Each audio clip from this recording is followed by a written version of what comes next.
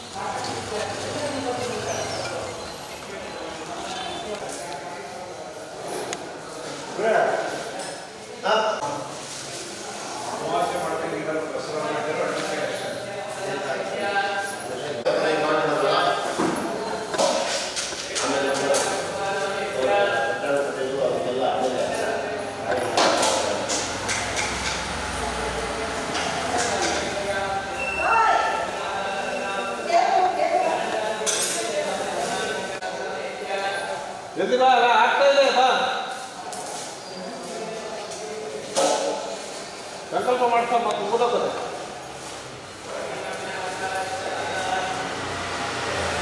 ಕೊಡುವಂಥದ್ದು ಶನಿಗ್ರಹ. ರಾಹು ದೇಹಕ್ಕೆ ಬಲವನ್ನು ಕೊಟ್ಟರೆ ಕೇತು ಉನ್ನತಿಯನ್ನು ಕೊಡ್ತಾನೆ. ಹಾಗಾಗಿ ಆ ನವಗ್ರಹ ಭೋರ್ಗರಿಕರು ಅಮಾವಾಸ್ಯೆಯಲ್ಲಿ ಭೋರ್ಗರಿಯರು ಕಾರಣ ಯಾಕೆ? ಉದ್ವೇಗವನ್ನು ಕೊಡ್ತಾನೆ. ಚಂದ್ರ ಏನು ಕೊಡ್ತಾನೆ? ಮನಸ್ಸಿಗೆ ಉದ್ವೇಗವನ್ನು ಕೊಡ್ತಾನೆ. ಹಾಗೆ ಇವಾಗ ನೋಡ್ತೇವೆ, ಮನಸ್ಸು ಹಿಡಿತಕ್ಕೆ ಸಿಗೋದು ಕಡಿಮೆ. ಆ ಸಮಯಗಳಲ್ಲೇ ಸಾಮಾನ್ಯವಾಗಿ ಹಾರ್ಟ್ ಅಟ್ಯಾಕ್ಗಳು ಜಾಸ್ತಿ ಆಗುವಂಥದ್ದು, ಮೆಂಟಲ್ ಡಿಪ್ರೆಷನ್ಗಳು ಜಾಸ್ತಿ ಆಗುವಂಥದ್ದು ಈ ಸಮಯಗಳಲ್ಲಿ.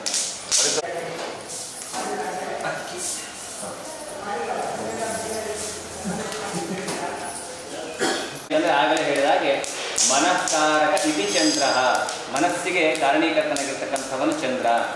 ಸಾಮಾನ್ಯವಾಗಿ ನೋಡಿರಬಹುದು, ಯಾಕೋ ಬಿಟ್ರೆ ಅಮಾವಾಸ್ಯೆ ಹುಣ್ಣು ಬಂದು ನನ್ನ ಹೆಂಡತಿ ಯಾಕೋ ಒಂಥರ ಆಗ್ತಿರ್ತಾರೆ.